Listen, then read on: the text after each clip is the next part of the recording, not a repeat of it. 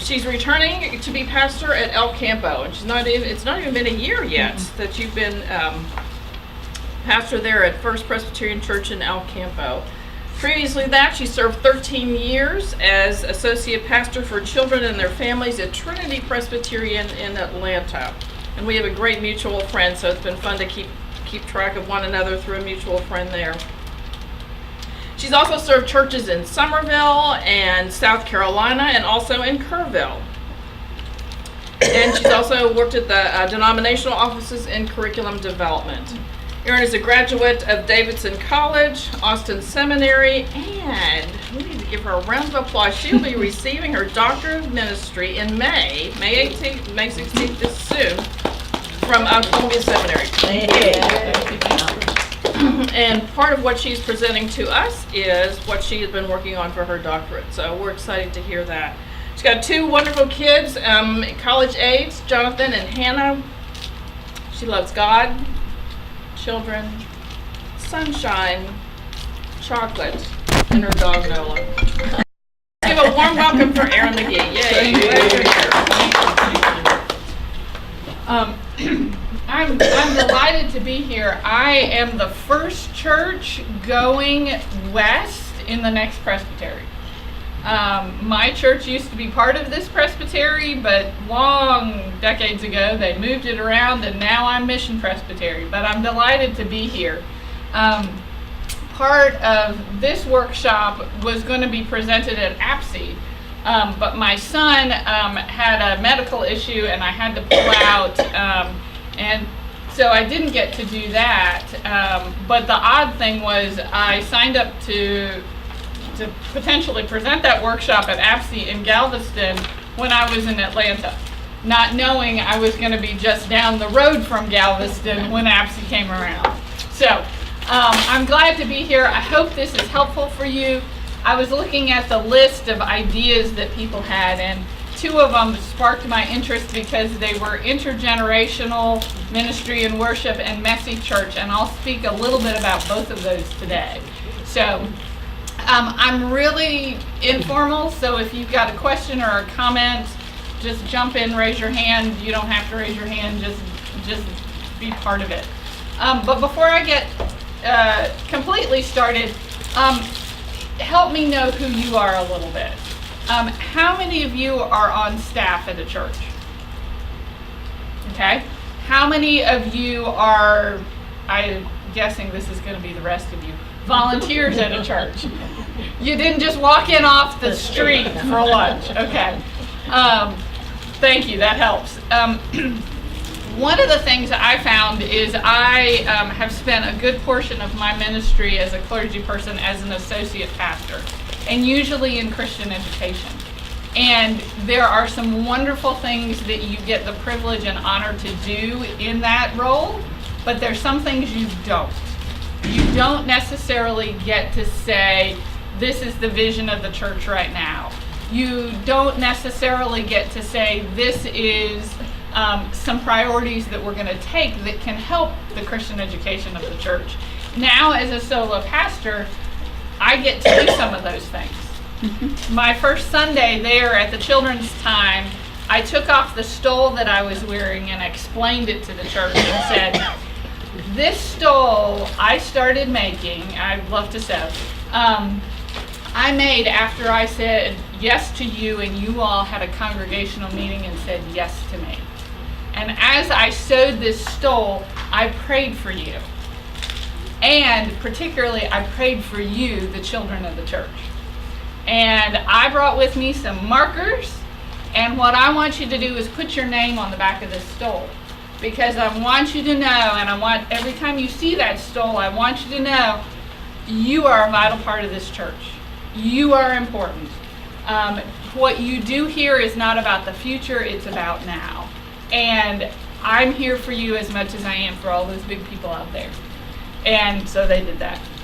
So that's something I could do as the pastor of a church that I couldn't do as an associate pastor. So I'm really enjoying the opportunity to shape things in a little bit different way. So this workshop is 1 hour worshiping, educating, building community together as families. Let me tell you where this came about. Let's see if I'm standing on the right side. I'm going to give you a quick story about one family, but it could have been many families at my church. Whoop, I'm going the wrong way. There we go. Now I got my finger in the right spot. Young couple joins the church. They didn't really go to church much during college. They grew up in the church. They had parents who were elders. They were both Presbyterian. They went to youth group. They went to some conferences. Didn't really do campus ministry, but church was part of their life. Faith was part of their life. And along comes baby number one, and what do? They go to church. So in they come as visitors with the baby carrier, and they've come to church. They say, we need to be here for us, we need to be here for our son. So they do. They join the church, and they jump in. Takes them a little while, but they find their way. They start attending some Sunday school classes. People go, woo, you're here, you have a little child. Don't you want to volunteer? Let's put you on some committees. Let's get you teaching. So they start getting involved. And before you know it, now there are 2 children. And they're teaching Sunday school, and Dad has been on the session and actually was clerk for a while, and Mom is on the mission committee, and they're just whole hog. They're there every Sunday, or almost every Sunday. They're coming to worship, they're coming to Sunday school, they're there sometimes during the week for meetings and other things, but you know, they're one of those families always there. You can count on them. Baby number 3 comes along. Life gets busy. By the time baby number 1 is about 10, they're not here every Sunday. In that decade, they have gone from being there almost every Sunday to being there about once a month. When you talk to them and you say, hey, listen, I know you guys are so busy, and I know them well enough so I can ask this without them thinking I'm being accusatory. What's going on? Tell me what's going on in your lives. I know that church is important for you, and that, yeah, church is important for us. Our faith, we want this for our kids. We want them to have this foundation. Well, tell me why I don't see you as often on Sunday mornings. And they say, well, sports. My kids are in sports. My kids have activities. Sometimes there's a birthday on Sunday morning, birthday party. They say, we're traveling a little bit. We've got some other things going. We've got these vacations and things planned. But this is important to us. This is a priority. This is something we want for our kids and for ourselves. We just can't be here as often.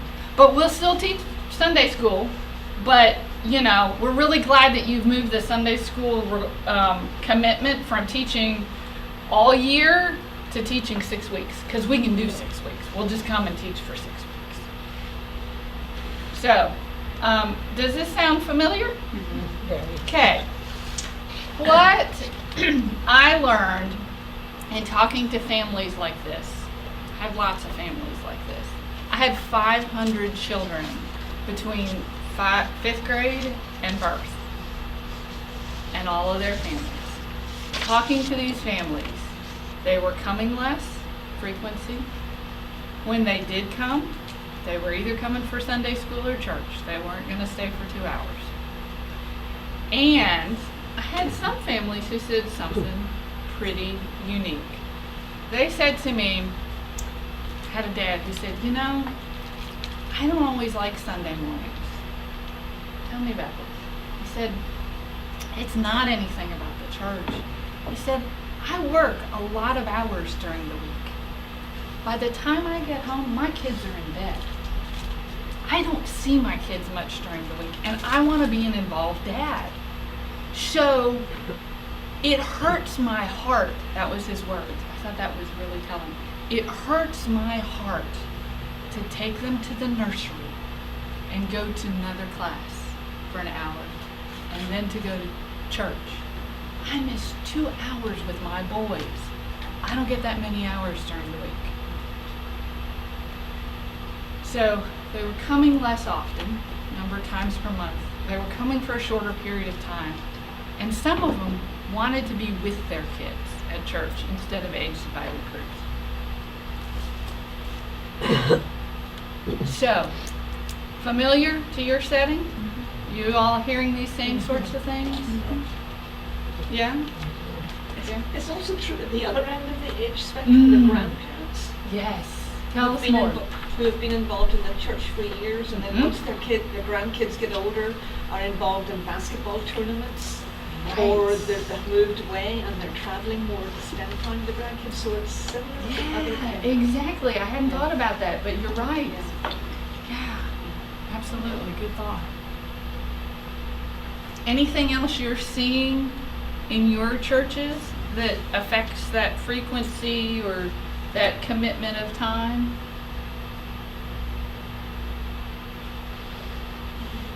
Okay, I'll keep going. If something comes to you, let me know. So, my first thought was, okay, my goal, my role is to affect faith maturity. Not personally, but how can I help these little people and their parents who are coming into the doors how can I help affect their faith maturity? So I went back to the now old Search Institute study, and I said, okay, what affects faith maturity longitudinal? Do you all know the Search Institute? Some of you are nodding, some of you are, okay.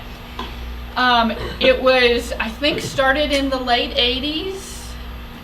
It's a longitudinal study across a gajillion Protestant denominations and looked at a large number, starting with children, who then became youth and adults, and looked at lots of different factors, but one of the factors was what positively affects faith maturity. So what did a kid have in their life that then as a youth or an adult, they have a fairly high level of faith maturity? What did they experience? So, the 4 top factors. Conversation with mom. Conversation with dad. Worshiping with your family. Serving with your family. All those great programs, CE programs of the church, youth ministry, Sunday school, midweek programs, even the choir programs, recreational programs, they don't make it into the top of the list. So I started thinking, okay, we got to get these families, these moms and dads, what they need, not the Sunday school teachers, not another program. We got to go to mom and dad. We need to, instead of thinking about walking in these doors, what happens here? So, I was looking at what can I do in this particular setting that I've got that would get mom and dad and their kids in the door to start with. If I'm going to help them, I got to be in their presence. And we can then go from there. So, our church's response was Messy Church. We did a modified Messy Church. We did it on Sunday mornings. We did it during the Sunday school hour. And we still had normal, regular, uninterrupted worship at worship times. This wasn't the same time as worship. But we canceled all of children's Sunday school for the season of Lent and said, let's try it. We told families we were going to do this. We said, try it more than once before you make a decision, but we acknowledge not everyone's going to like this. Some people were happy to drop their kids off at Sunday school, I suspected. Those families might not have been as happy because this is intergenerational. This is mom and dad and the kids at the table. And some of them were happy to go off to their adult thing. We had some great adult Sunday school classes too. And I suspected some of these adults were going to be like, I'm kind of missing my adult class. So we said it wasn't going to meet everybody's needs. But I talked to several other churches in town and around the country who were doing this. And we created something that was a little different. And I've brought you a sample lesson plan. Oh, okay, awesome. Let me just grab one. So we took this, oops, I put down my pointer. There it is. Okay. So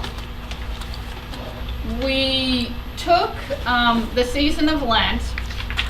We sat around round tables. You can see our gym is behind us. So this was the front. You've got some of our kids reading up there and me, and then here's the view the other direction of some of those families. We invited everybody. Bring the grandparents, bring the teenagers, bring all ages, come on. We said we will try to learn as we go.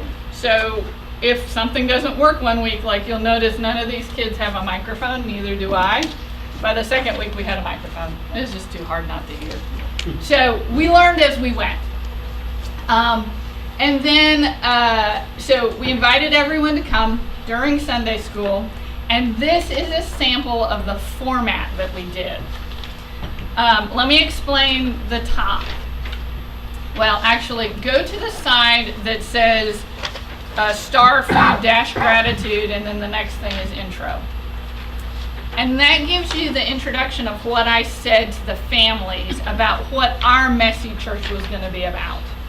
Ours was going to take the stuff of our lives and let that stuff point us more to God.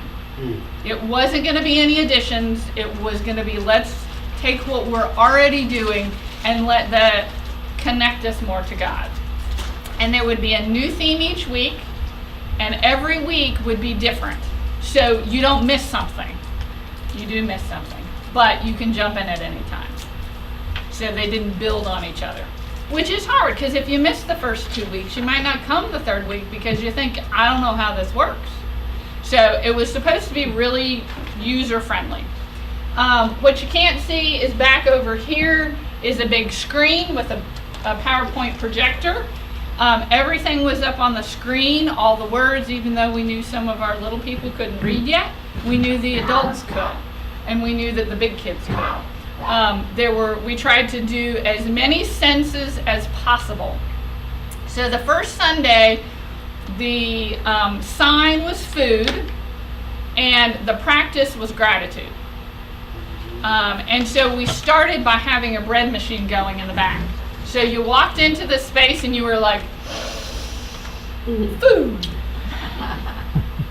And we started with fellowship. We had coffee. The kids came in. They played in the gym. They ran around like crazy people in their Sunday clothes. Okay, this is Atlanta, Georgia, and they still dress up for church in Atlanta. And like all the little girls have these huge bows and these smock dresses and these fancy little church shoes. Not every place still does that. And so, I mean, you know, little boys wear their coat and tie. Yeah, they were running around in that stuff. And we just let them. We just let them be crazy for about 10 minutes. Just blow off some steam. They got to see their friends. It was joyful. The parents are like, oh, I made it from the drive here. I didn't kill my kids. We made it to church. I got my coffee. Everyone had to have coffee. They have their coffee. And then when that was done, we went to singing. We had someone in, this was part of our normal Sunday school tradition. We had a member of the church who for the last 20 years, bless his heart, Mr. Music, would sing with the children, usually about kindergarten and under, all deep and wide, Jesus loves me, he's got the world in his hand. So we continue that. We put the words on the screen because not all the mamas and daddies knew the words. We didn't assume that they did. Some of the bigger kids would pretend like they didn't know the words. So we had the words, they could join in. We sang all the songs. We closed with This Little Light of Mine and Jesus Loves Me. And then behind these children under that mirror, we have a table, purple cloth candle. One of the things we did typically during the 11 o'clock worship was a children's church kind of program for first and second graders. They would light the candles when they came into the chapel to do children's church.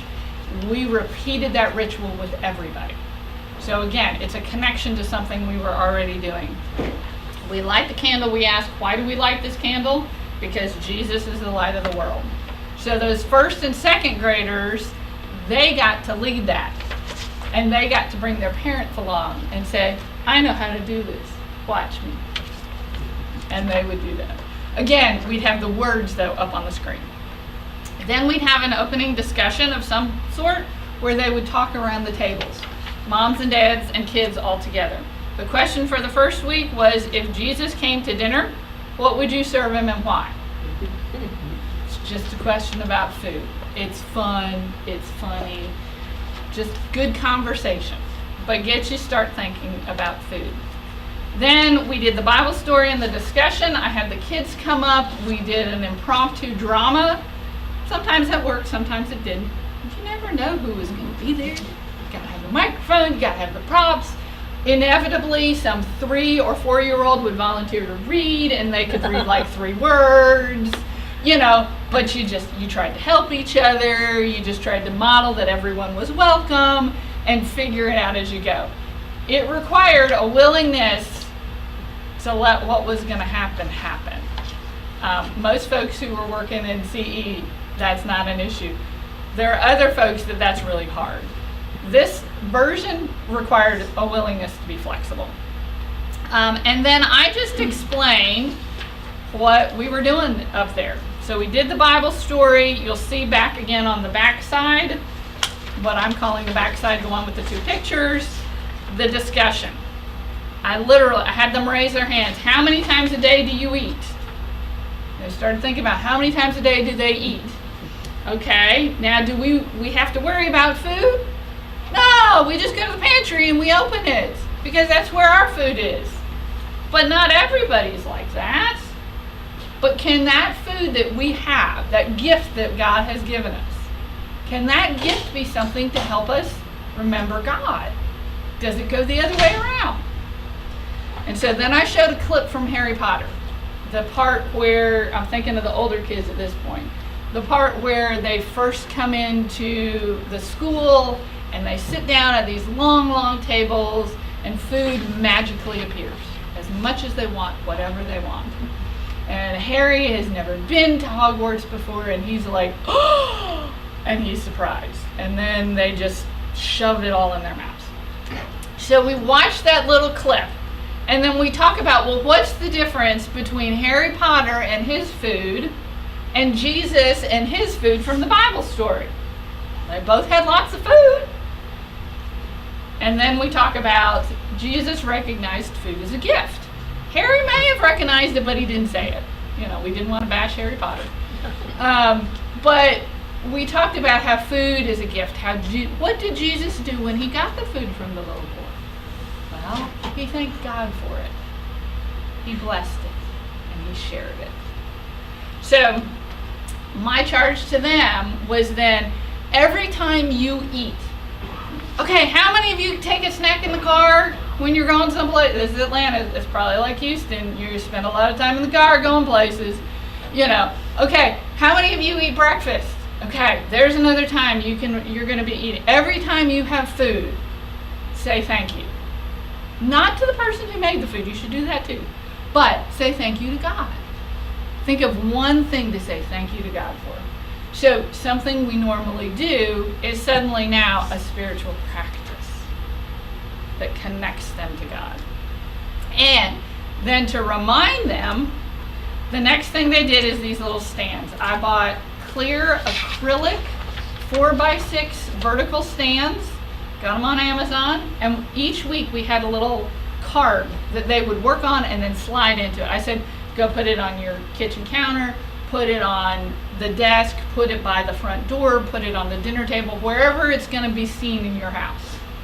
And what the kids came up, got some pencils and markers, and each family came up with things they were thankful for. That's what the thank you side is.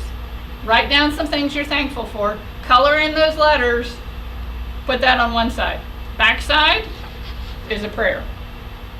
You can use this prayer, you cannot use this prayer. But when you see the sign, you'll go, oh yeah, that thing at church. Yeah, we're supposed to thank God every time we see food this week. So if you get busy in your lives, you get a second reminder. We did these little stand-up card things. We had a different one each week. Every week they went home with a prayer, and they went home with a visual. And that visual connected back to what we were doing. And was somewhat interactive.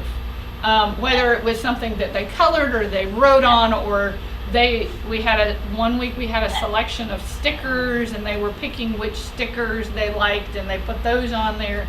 So it was something interactive with it to then take home. After the first week, we just sent the 2 cards home in a little Ziploc bag, but had extra stamps for people who'd been away. We finished that. We had a prayer, and in this case, since we were talking about gratitude, passed out Post-it notes that said, tell me one thing you're thankful for. We posted them all over this mirror up here, and we said, look at all the things we're already thankful for. Then we actually said a prayer, and then we did a blessing at the end of every week. And this became something really powerful for these families.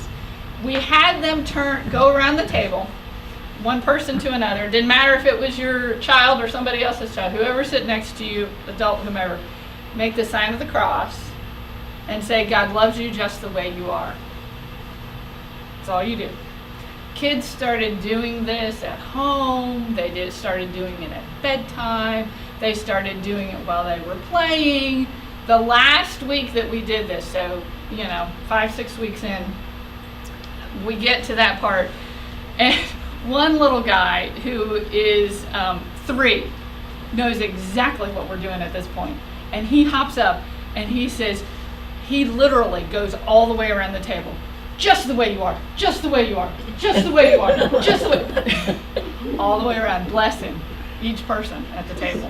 So that was a really powerful part for our families. And then we ended, if there was time, with the same song each week. We had a video of our choir kids singing it, so some of our kids already knew it. It wasn't perfect.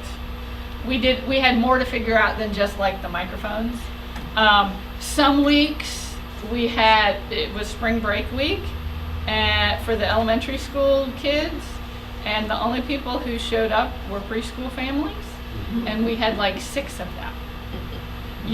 Whereas we had been running like 80 people, and suddenly we have like 12. It was like, okay, quick, shift. Yeah. We didn't know whether they were coming or not. We had one week where we randomly ended up with a bunch of youth and older kids. You try to plan for all ages, you just don't know who's going to be there.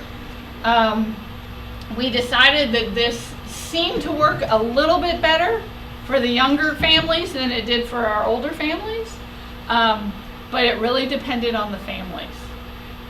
If it was your oldest child who was in 5th grade or 8th grade and you had little ones too, they rolled with it. But if it was your youngest child who was in 5th grade and they had teenagers, it didn't work so well because they were in a different developmental zone. So it didn't work for everybody. And like I said, there were still some parents who were like, yeah, I want to go to Sunday school. And we did tell parents, if you want to go to Sunday school, fine. Drop your kids off here, we'll find another family. And we just tuck them in and be like, hey, can she sit here with your family today? And people would just jump in and be like, of course. So there were lots of ways to do it. What we found was that there were a few families whose kids had really hard time being dropped off at the nursery, a lot of separation anxiety, who said, you just taught my child that they can come to church and it's fun because they don't have to leave mommy and daddy. You've given us an opportunity to come back to church. We'd stopped coming because it was so hard to drop this child off at the nursery. or families who said, we want to be together, or families who said, this just gave us an excuse to try something and to come on Sunday mornings, we've been gone. Or the family who had the new baby and said, we weren't planning on really coming to church because he's too little to drop off at the nursery and we didn't want to disturb the adult Sunday school class. But here, everybody's running around like wild Mohicans half the time, so a baby making sounds is fine. Yeah. Did you still call it Messy Church, or what? We did. We called it Messy Church just because it needed a name. And so we called it Messy Church. You can actually, you can't see it, but that's what that sign says. It says Messy Church. And for us, this is a pretty buttoned up church. There were people who would visit and not come back because they felt like they didn't have the right clothes, which is a shame, but it was the ethos of that congregation. So to call it messy was important for us because it said, this is not going to be like anything else we do. And it's going to be a little more chaotic than you expect, but come on.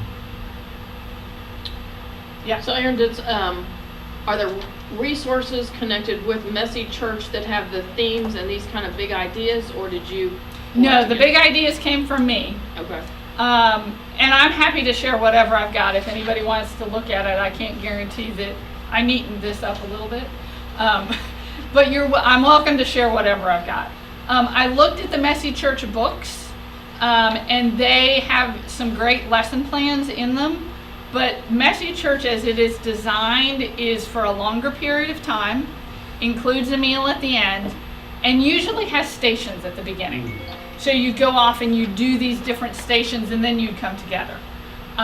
It didn't work for us to do it in that format. So we used the name and took some of the ideas, but didn't exactly do Messy Church. I talked to some of my colleagues in some other places who were doing what would be accurately called modified Messy Church.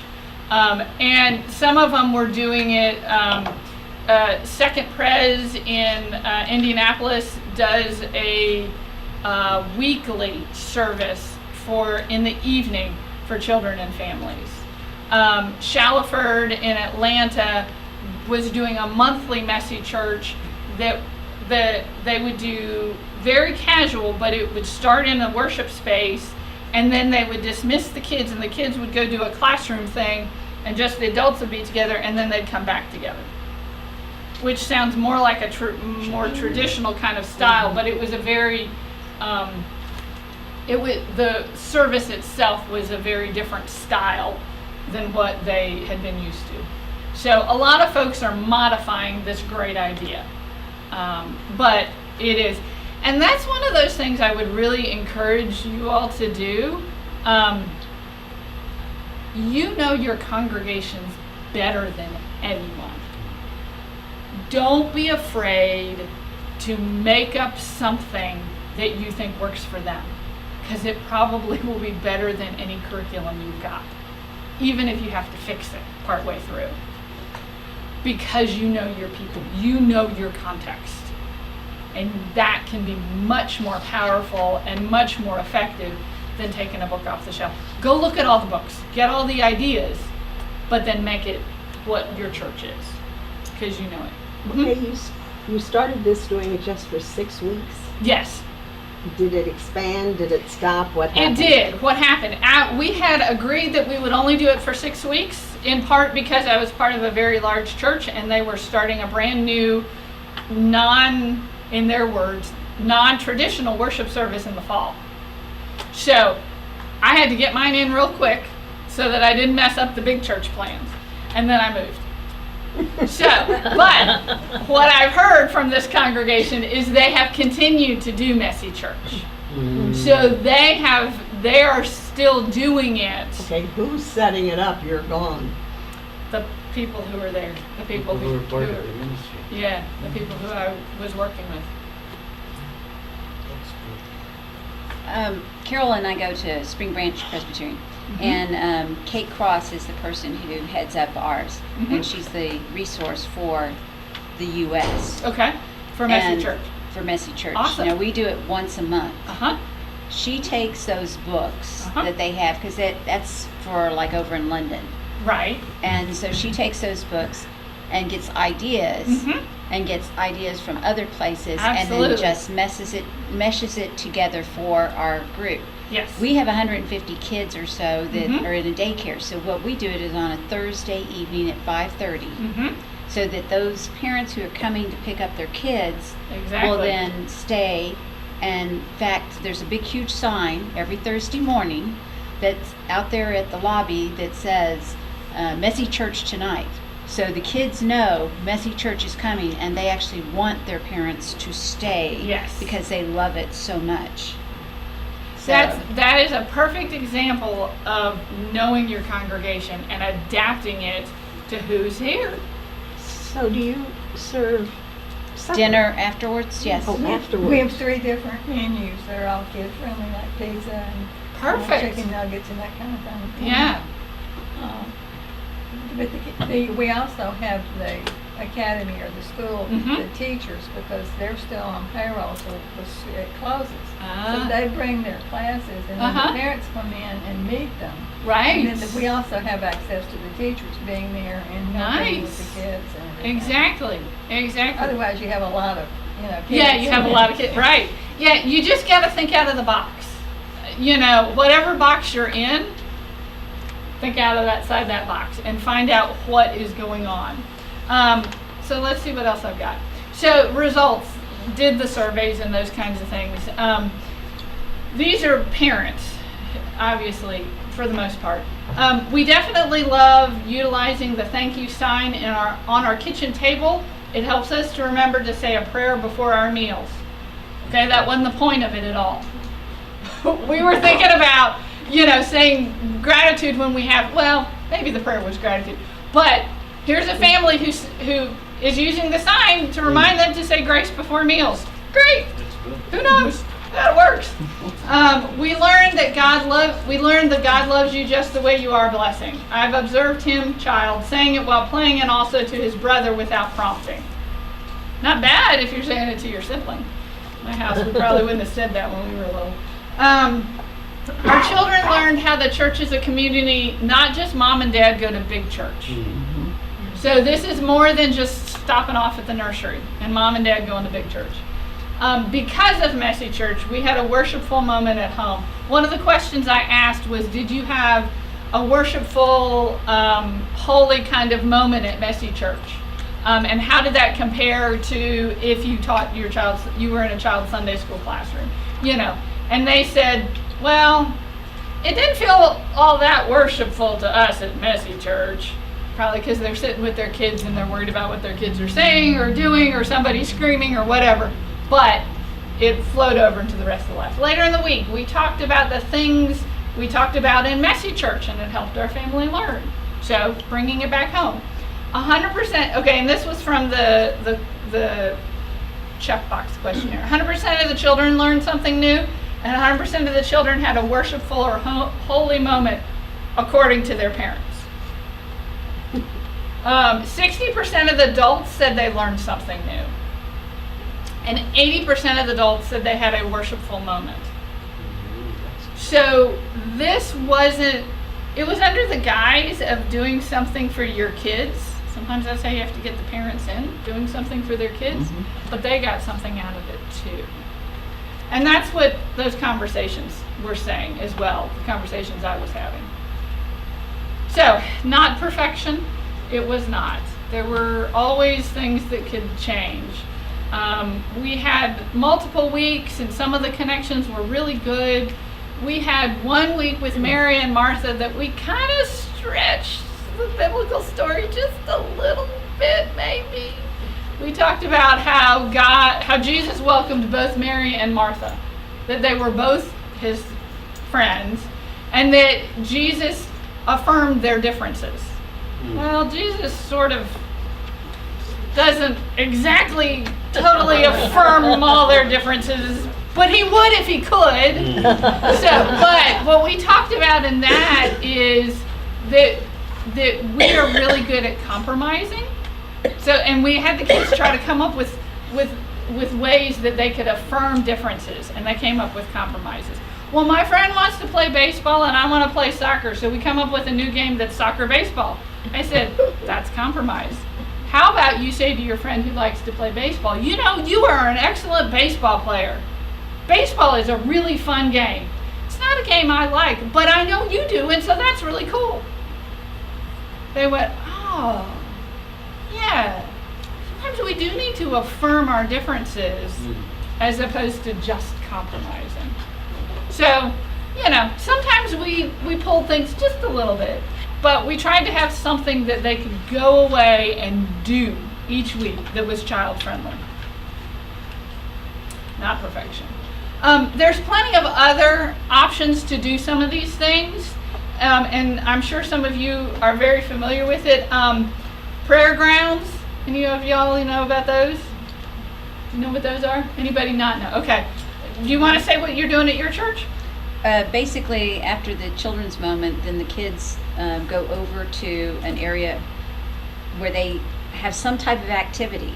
And they actually have a symbol. If they get too noisy or something, the director will sit there and go like this, and that's supposed to mean to quiet down. And sometimes they'll do things like there's a design of like a dove for Pentecost, and they take the little pieces of paper to put on the board, you know, so that they have a nice display of something that they did that they actually display in church. Sometimes it's some craft that they make or whatever, but they're there to listen. And a lot of times the pastor will ask a question and they're over in prayer ground and they answer. Right. So it's a location in the sanctuary that is a kid-friendly space. Usually a quieter kid-friendly space so that kids can go to it, participate in what's going on, while the congregation is also participating in worship. Faith 5, is that familiar? This comes out of Faith Incubators. You can Google them, Faith Incubators, Faith 5. It looks very similar in some ways to what we did in that, I think I can remember the 5 of them, but it's conversation. You have highs and lows, you have to sit around the table, dinner time. Everybody's highs and lows, roses and thorns, whatever terminology you all use. Then you talk about the positives, the negatives of the day. You read a Bible story, short one, and you pray for each other. And you bless each other. I think that's the 5th. But they've got bookmarks. You can subscribe, and they'll have everything you just throw on your website or you hand out or whatever that is Faith 5. So you don't have to decide which Bible stories. Or if they need help with prayers, there's lots of good in there. But it's at home. It's not at church. It's at home. So to get back to that Church Institute, one of my goals was to make sure something went home. It's got to go past the church doors if it's going to stick for faith, long-term faith maturity. We got to help moms and dads know how to do that. Mirrored worship. Anybody know what that is? It's kind of children's church. Same kind of thing. Children go to a different space but do the same things, just in a more children-friendly kind of way. I wrote 13 years worth of mirrored worship for first and second graders based on the lectionary, mostly, and holidays. You know, they're kids. You gotta have Valentine's Day and St. Patrick's Day. But if anybody's interested in looking at those, it just mirrored our worship. So when the kids went into worship, one year, they went into sitting through the whole worship service.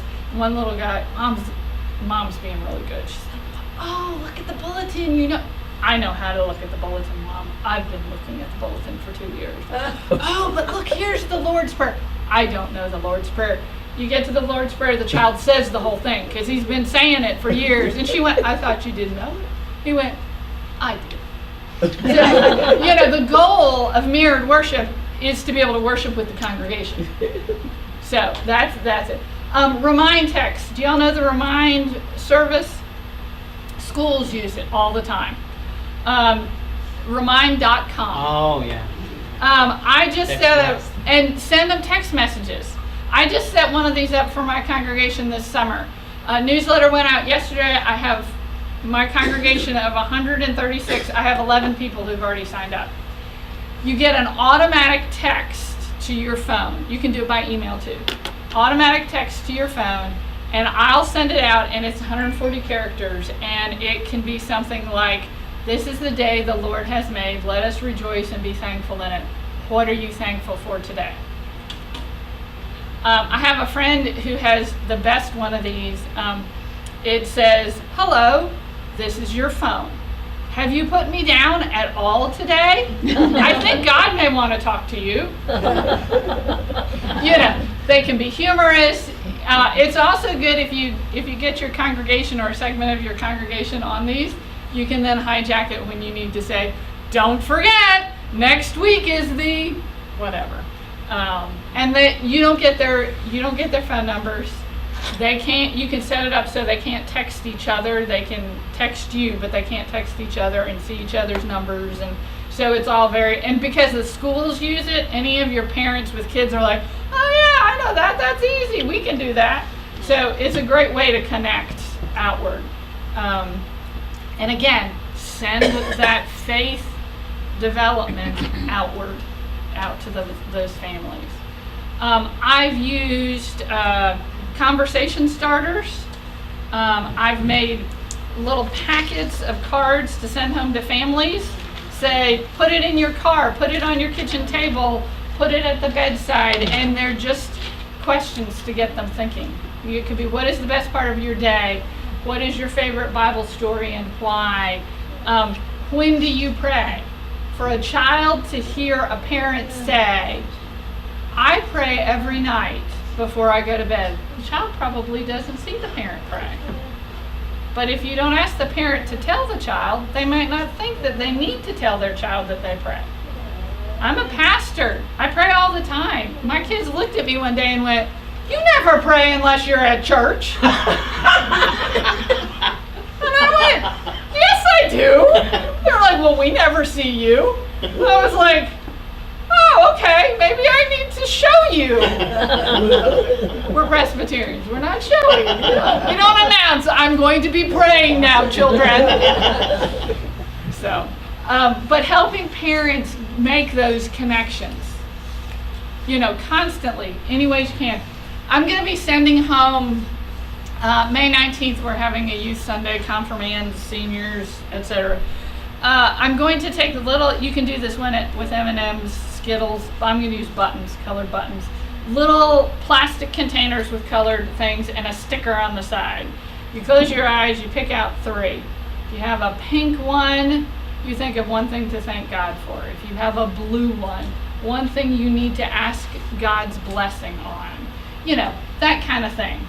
I'm using buttons because then you don't have to send home the sugar. Because if you do it at children's time, it'll all be gone before they leave the sanctuary, and Mom and Dad will not like you by the end of the service. So we're using colored buttons. Anything that you can send home to help them make a connection to God. Give them Bibles. Give them Bibles with lots of pictures. Give them journals. Give them conversation starters. Anything that you can connect during the week outside of that building is going to help build that with Mom and Dad, because that's who's really building it. I think that's all I've got. Only to say, it doesn't matter what size your church is, this works. Like I said, I was in a 2,300 member church. I now have 136. Have done the exact same thing in both churches. Children's time, the big church didn't have children's time. Little church has children's time, but there's not that many kids. We may have, it's a great day when we have 6. We may have 3, 4. And I'll ask the kids a question. They don't have an answer. Do you know what Pentecost is? And I turn around and I say, "Do you know what Pentecost is?" I asked the question grace. I said, "Do you know what grace means other than a child's name?" And they went, and I turned around. I said, "Do you know what grace is?" And I had one person over here say, it means being forgiven when I didn't deserve it. Someone in the choir said, it means love. And I went, yeah, exactly. Not only did the kids hear the adults, but the adults heard the adults.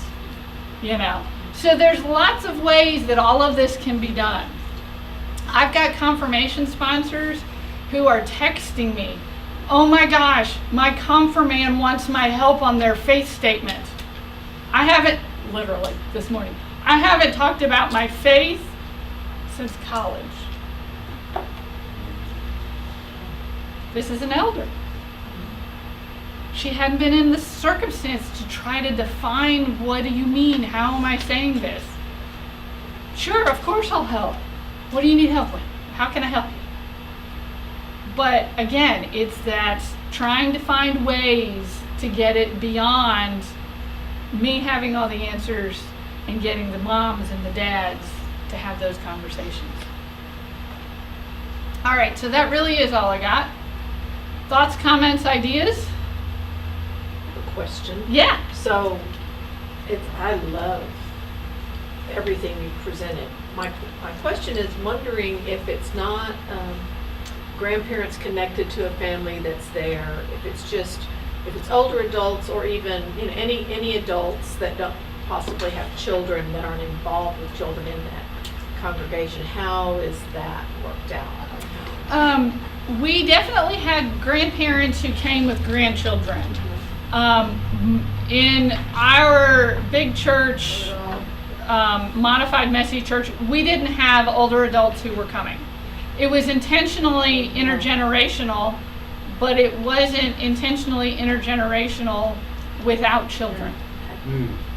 And so that would be a little bit different. But I think you could do the same things. I would just do it differently. If I didn't have little children there, I might not sing, He's Got the Whole World in His Hands. I might sing a hymn. But if you have everybody in one group, and the focus is on the children, I know we like to say at our church that those baptismal vows and everyone is involved in helping all of the children. Right. So I think there's some that might come just for that reason, because they want to be with the kids. Right. They want to see what's going on. I'm wondering, it's more specifically geared towards the families, really. It really is, but I think if you had a different circumstance, you just need to brainstorm more. You could take the same idea and say, okay, well, I don't want to, in some ways, I took what worked for the kids and hijacked it for the adults. So you can take the same kind of thing, what is engaging your adults, and hijack it for whoever else is in the room, and to do it intergenerationally that way. It just is a matter of who you've got and figuring out what is engaging to them and using that as the initial hook. I mean, you could do, if you have a topic that is of interest, a great intergenerational for like youth, adults, older adults is world religions. Because most teenagers and most older adults have different experiences of that. My mom is awesome. I hope she doesn't see this video. My mom is awesome. And she and my daughter have two different vocabularies for LGBTQ. Because my daughter has gone to high school with people who identify lots of different ways. My mother can't even, she wants to, but she's like, I don't even know the vocabulary of the different ways to even know what they mean or what they are, because I just don't even know them. So, it's that same kind of thing. Find out some things that would provide for those conversations. Even the question, where did you see God today? That goes across every generation, every age.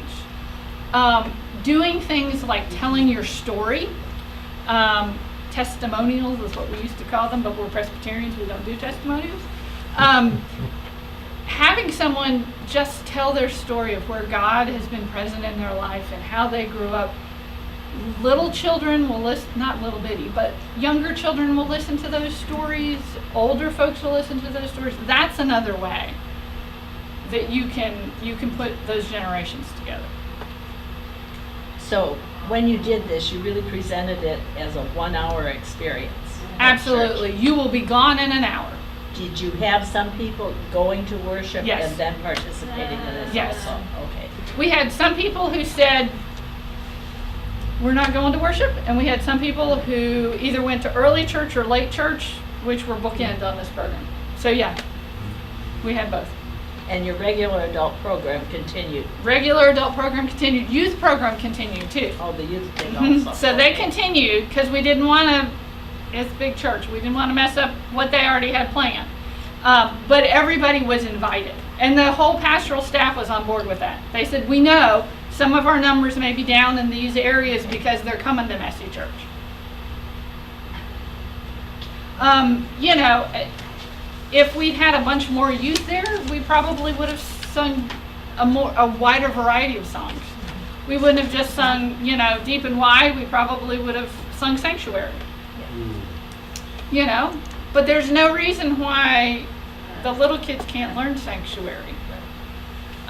We learned that when we were doing camp ministry, and you know, teenagers love energizers. They just do. But what we learned was, if you teach them to the younger children, they love energizers too. They just didn't know them.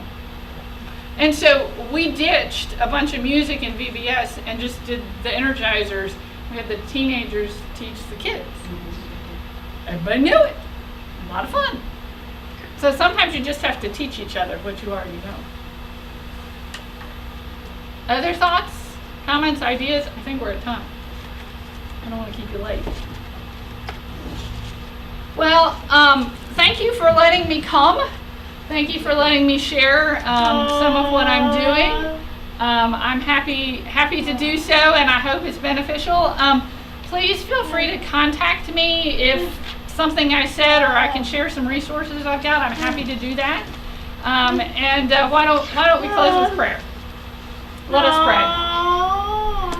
Holy God, we are grateful to you. We are grateful for the many gifts that you give us, the gift of life, the gift of this world, the gift of your presence with us. We ask for you to continue to be with us as we continue to follow the call that you have given to each of us, to be engaged in the life of our congregations and in the life of your church. Help us to be faithful witnesses to you in our congregations and in your world. This we pray in Christ's name. Amen. Amen.